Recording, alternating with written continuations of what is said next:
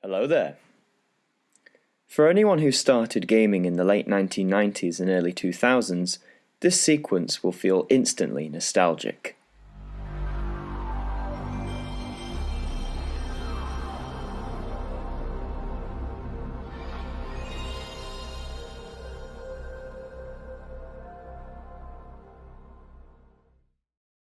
The Sony Playstation, or nowadays more commonly referred to as the PS1. It marked the beginning of Sony's involvement in the video game market. Despite skepticism from the consumer market, competitors Nintendo and Sega, and even from fellow Sony employees, the PlayStation became a massive success, and launched the brand that is now instantly recognizable, with 3 successors having spawned from the system's initial success: the PlayStation 2, the PlayStation 3, and the PlayStation 4. The story of the PlayStation goes all the way back to the mid-1980s. Nintendo continued its domination of the video game market, and in Japan particularly, had just achieved new success with the add-on to its Famicom console, the Famicom Disk System, which used floppy disk technology. Spying that CDs were fast becoming the future of media storage, Nintendo worked with Ken Kutaragi at Sony to develop a CD-based add-on for their newest system, the Super Famicom, which launched in Japan in 1990, later being released in the West as the Super Nintendo Entertainment System, or SNES. Words can't describe the endless challenge of Super Mario World, so we let the players do the talking.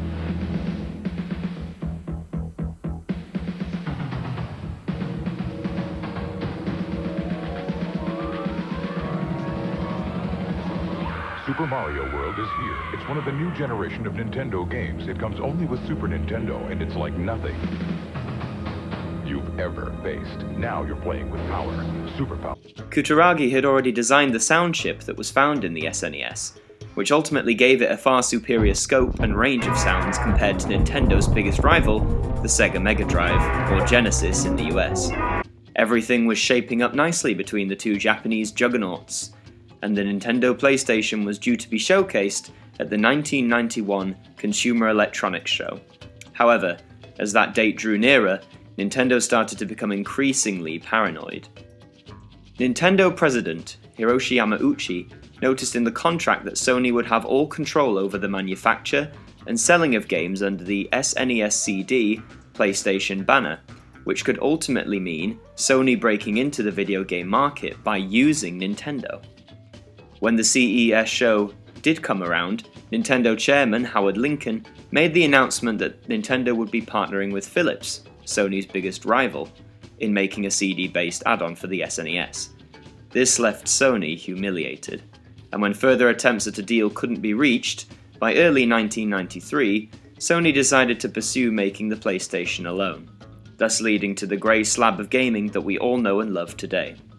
The design of which was very simplistic and very easy to use. Standard features such as power and reset buttons, as well as 2 controller ports and 2 memory card slots. Although not the first system to use memory cards, it arguably became the first successful console to utilize them. The feature was retained for the PlayStation 2 and found its way to other consoles such as the Nintendo GameCube. Another standout feature of the PlayStation was its controller. The controller had a standard D-pad and also 4 face buttons, but decided to use shapes instead of the conventional A, B, X, Y. It also had shoulder buttons, just as the Super Nintendo did, but added a second set. This controller was expanded when analog sticks became a common feature for gaming. Sony released the dual analog controller, which featured 2 analog sticks, generally one for movement and one for camera position, and then followed that up with the Dual Shock, which had the same features as the analog, but also included a rumble feature, following the example set by Nintendo and its Rumble Pack. Introducing Star Fox 64 with Rumble Pack, only for Nintendo 64. The CD format gave the PlayStation an edge over the Nintendo 64, which still used cartridges. CDs offered more storage space and the option of full motion video, something that wasn't possible on a cartridge. The PlayStation released in Japan on December 3rd, 1994, with a Western release coming in 1995. An indication of how quick the PlayStation was a success can be judged from its day one sales in the US, which stood at 100,000 units. Its competitor, the Sega Saturn, only managed 80,000 units over a 4-month period.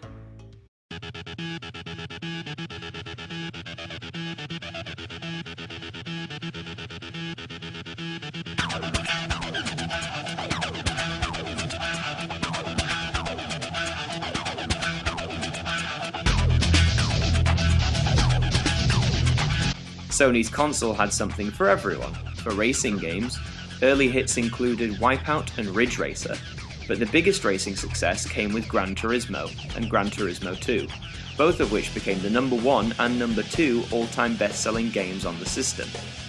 Fans of fighters could enjoy games such as Tekken, the most recent franchise to become popular, in the same vein as other fighting series such as Street Fighter and Mortal Kombat.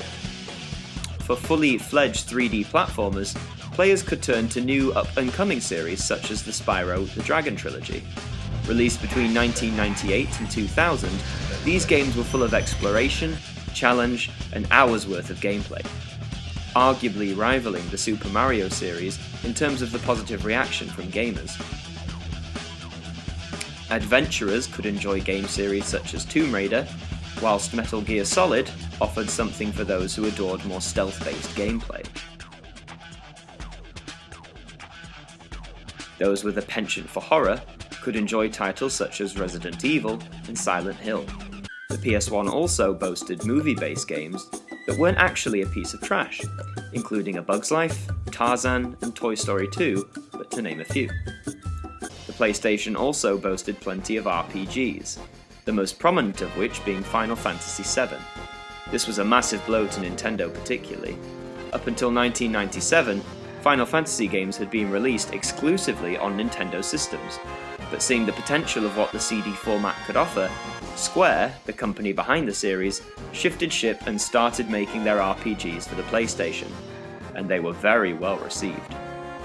Although, one game series stood out from the rest on the PlayStation, with most people either owning or knowing about the title character.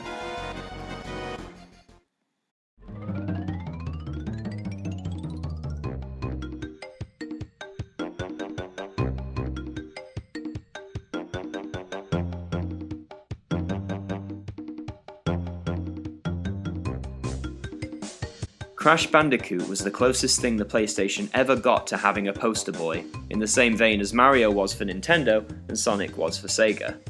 The original game was a 2.5D platformer that was memorable for its design, music, and of course the title character.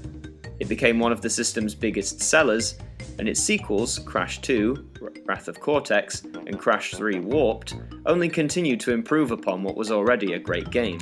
Even its spin-offs, Crash Team Racing and Crash Bash, were successful. The PS1 entries to the series are often regarded as some of the greatest games ever made, with the original trilogy set to be remastered and re-released on the PlayStation 4 to mark Crash's 20th anniversary in 2016. I'm proud to announce that we work with our partners at Activision, who are going to bring back the original Crash, Crash 2, and Crash Warped, fully remastered from the ground up for PlayStation 4. Variations of the standard console came in forms such as the Net Eurose, which was a black PlayStation unit that offered buyers the chance to create and develop their own PlayStation games, some of which were functional and fun, others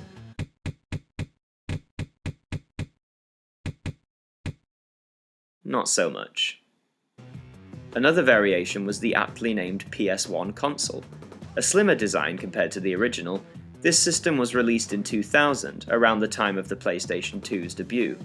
It also offered mobile phone connectivity, but this was at a time when mobile phones weren't like this, and more like this. The PS1 unit became the standard in terms of what Sony manufactured from 2000, up until the eventual cease in PlayStation production in March 2005. Ending the system's impressive 10-year lifespan. Games continued to be produced up until the 23rd of March 2006, the last US release being FIFA Football 2005, Hugo, Black Diamond Fever being the last European release, and Strider Hiryu being the final PlayStation game released in Japan in 2006. The PlayStation is one of the most significant video game consoles of all time. Not only did it introduce the CD format as a standard for playing games, it also gave birth to some great franchises, some still running today. But the most significant factor is arguably the fact that it managed to topple Nintendo off its long-running hold of the video game market. It was the first console to sell over 100 million units, and that success has not faltered, as the PlayStation 4 is the top-selling console today.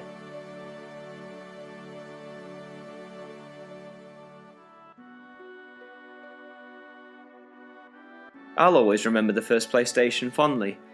Like millions of others, the PlayStation was the first video game console I ever owned, and many happy hours were and still are being spent on playing the vast library of quality games. This is for the players, may be the tagline for the PlayStation 4, but I would argue that the original machine is for everyone. Thank you for listening, and take care.